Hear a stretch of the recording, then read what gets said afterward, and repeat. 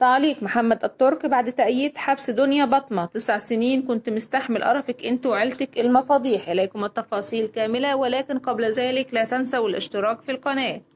رد المنتج البحريني محمد الترك على اتهامات طليقته دنيا بطمة التي اتهمته بالتجسس عليها وتسريب أخبارها للأعداء والتورط في المؤامرة ضدها التي ستؤدي بها إلى السجن.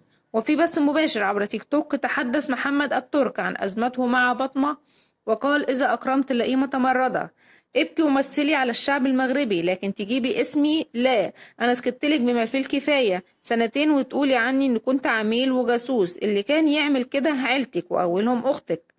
وأضاف محمد الترك: 9 سنين مستحملك بقرفك وسخافتك وقلة أدبك وتقل دمك أنت وعيلتك، وكل الحاجات اللي بتخطر على بال الكفار استحملتهم. بتقولي عني ببيع أخبارك، عندك أخبار إيه عشان أبيعها؟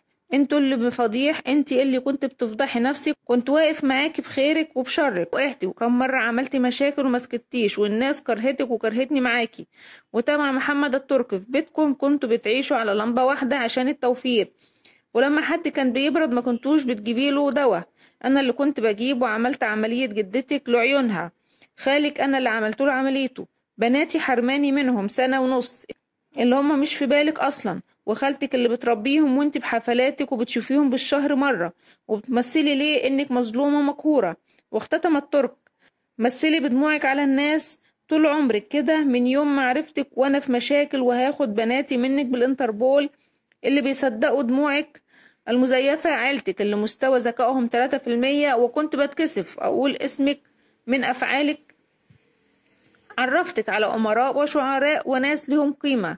بناتي هاخدهم أربيهم مع أم متعلمة مش جاهلة تلبس النظارة وتجلس على الانستجرام بالساعات. وإلى هنا نكون وصلنا إلى نهاية خبرنا. دمتم في رعاية الله وأمنه، والسلام عليكم ورحمة الله وبركاته.